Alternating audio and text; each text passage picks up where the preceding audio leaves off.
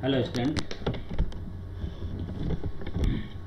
today we will discuss on reproduction in Pinus for BSc part second student paper first. Pinus के reproduction में हमने mail cone का structure, mail cone का development पढ़ा था। आज अपन एक मेगा स्पोरोफिल जो होती है गुरु बीजाणु मात्र पर्ण मेगा स्पोरोफिल किस प्रकार से बनी रहती है, कैसे उसका विकास होता है, क्या उसका स्ट्रक्चर होता है, उसके बारे में हम कंप्लीट डिस्कस करेंगे। तो first of all a single megasporophyll consist of two type of scales. दो तरह के, एक सिंगल मीन्स एक मेगा स्पोरोफिल मीन्स ऐसी पर्ण, ऐसी सल्क जो मेगा स्पोरोफिल या मादा युग्मोद्भिद को धारण करती है। वो टू टाइप ऑफ स्केल, दो प्रकार के सल्कों से निर्मित होती है। First a large woody ovuliferous scale means एक बड़ा ब्राउन कलर का, ओविलिफेरस मीन्स अंडाकार सल्क होता है जो seminiferous scales bearing two ovules on adaxial surface, जिनके ऊपर वेंट्रल सरफेस पर डॉर्सल सरफेस पर दो ओव्यूल्स पे स्थित रहते हैं, बनते हैं। दूसरा वो ए ब्रैक्ट स्केल मीन्स एक सहपत्री सल्क, और कोन स्केल मीन्स कोन में पाए जाने वाला सल्क जो एबेक्सियल सरफेस पर मीन्स वेंट्रल सरफेस पर ही नीचे वाली सतह पर उससे अटैच रहता है। ये दो प्रकार के सल्क इसमें होते हैं।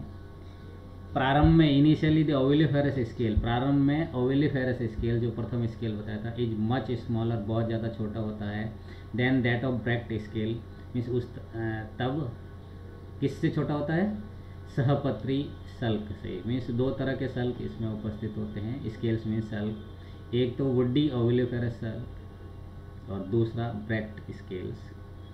बट आफ्टर पॉलिनेशन, परागण के बाद में, इट बिकम ए लार्जर, जब पॉलिनेशन हो जाता है, मेल गैमेट फीमेल गैमेट का आपस में फर्टिलाइजेशन हो जाता है, तो ब्रैक्ट जो स्केल होता है, सहपत्री सल्क होता है, वो आकार में बड़ा हो जाता है। Then ovuliferous scale is a thick large, जब ओविलिफेरस स्केल थिक मोटा हो जाता है, लार्ज होता है, वुडी हो जाता है, रफली ट्रायंगुलर शेप में हो जाता है, ब्राउनिश इन ब्राउन कलर में हो जाता है, तो वो ब्रैक्ट स्केल भी बड़ा होता है। It upper thicks expose part is known as apophysis, तब उसका ऊपरी जो ये डायग्राम में मैं बताऊंगा आपको, ऊपरी जो एक्सपोज पार्ट होता है, मोटा होता है, उसको एपोफाइसिस कहते हैं। In the mature cone means परिपक्व कॉर्न में, the tip of apophysis become umbo means ऊपर की तरफ से चौड़ा है ना, और मोटा। There in the mature cone के अंदर the tip of apophysis become umbo, there are two separate vascular traces. इसमें जो अम्बो होता है मीन्स जो ब्रॉड जिसका चौड़ा हो जाता है, उसके अंदर दो वेस्कुलर सप्लाई, संवन सिस्टम के सप्लाई होते हैं। वन सप्लाई टू ओविलिफेरस, उसमें से एक सप्लाई ओविलिफेरस स्केल्स में चली जाती है एंड अदर ब्रैक्ट स्केल में चली जाती है, सहपत्री सल्क में। There is no separate vascular trace for ovule, ovule के लिए अलग से कुछ नहीं होता।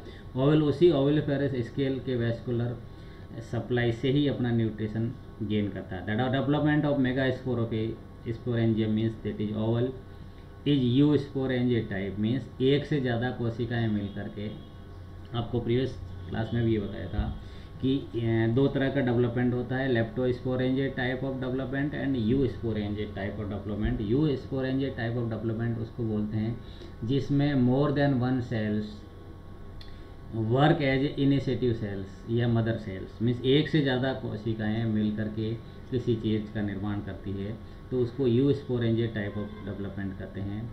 और लेप्टोस्पोरेंजिया डेवलपमेंट मीन्स एक ही कोशिका विभाजन होकर के उसी में विकसित होती है, उसको लेप्टोस्पोरेंजिया टाइप ऑफ। तो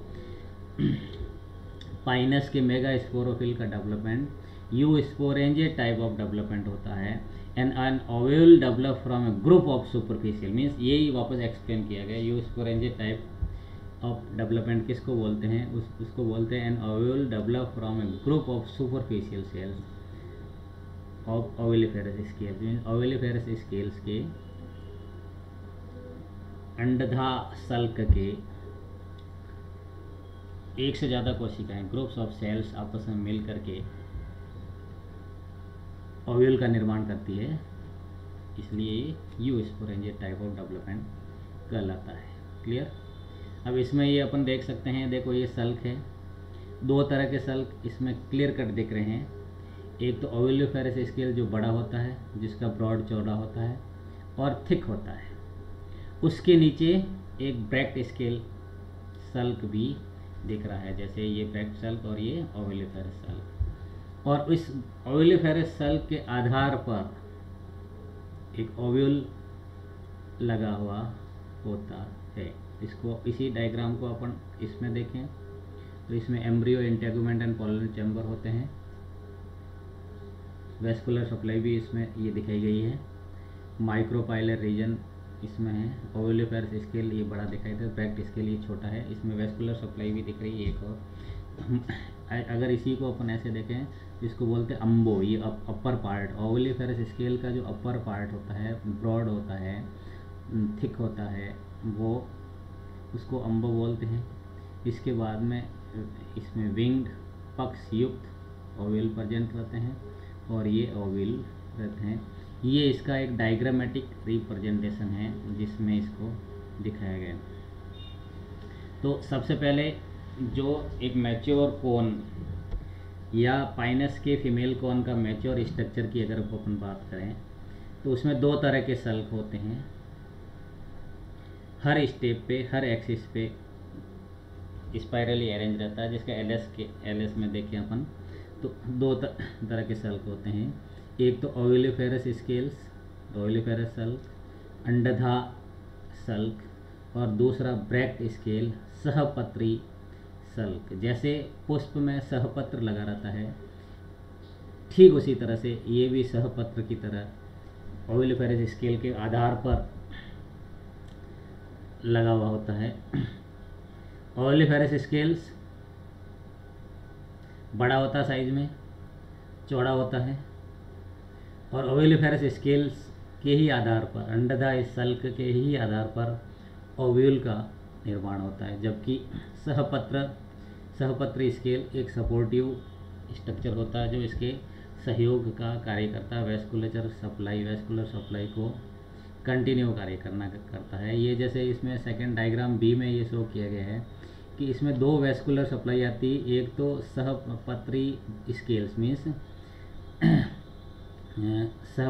ब्रैक्ट स्केल में जाती है, दूसरी ओविलिफेरस स्केल में जाती है।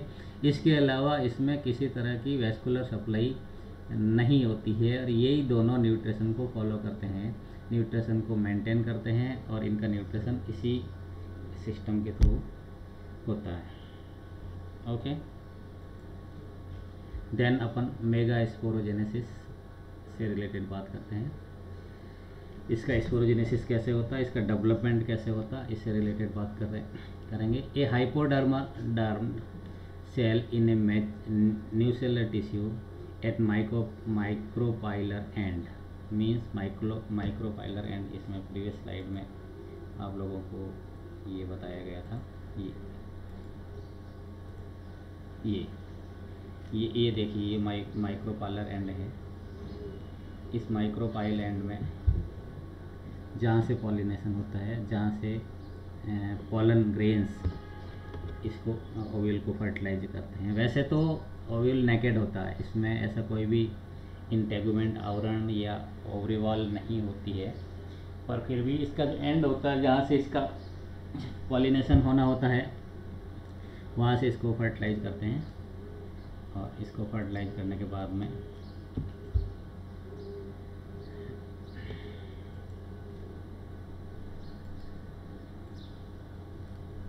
इसका फर्टिलाइजेशन होता है। ओव्यूल का बात करें तो ओव्यूल और पाइनस एनाट्रोपिस ओव्यूल होता है, डायग्राम में शो किया गया है।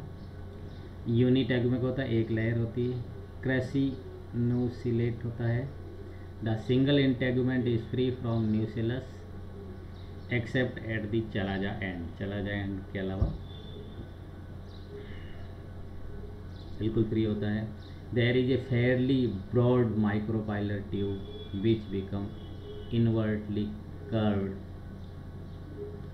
during pre-pollination stage and become outward covered at the time of pollination. Integument is three layered: outer fleshy layer, middle stony layer and inner fleshy layer. Okay, ये इसमें micropylar and को show किया गया, pollen tubes को show किया गया। यहाँ इसका ये देखिए अपर पार्ट में इसका आर्किगोनिया होती है, एंडोस्पर्म होता है, न्यूसिलस, फीमेल गेमेटोफाइट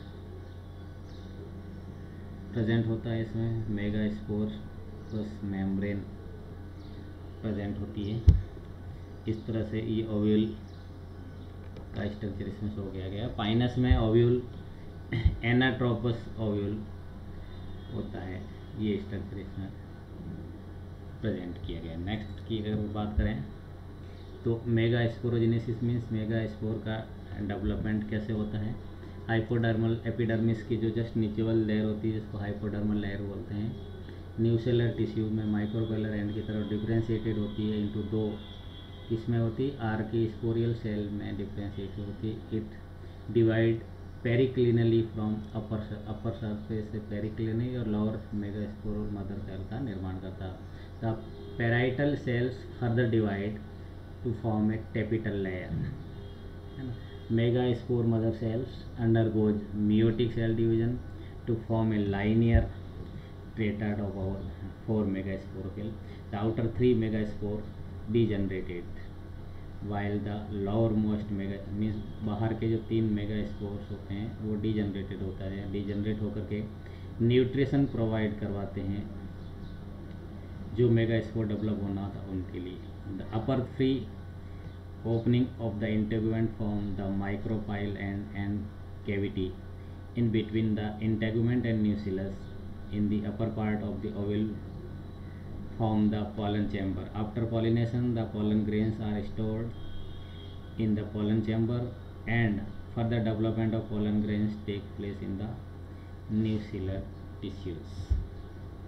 इसका जो है डिस्क्रिप्शन और डायग्रामेटिक रिप्रेजेंटेशन और डेवलपमेंट का वे हम लोग नेक्स्ट क्लास में पढ़ेंगे। ये देखिए इसका एक डेवलपमेंट का वे आपको इसमें शो किया गया है।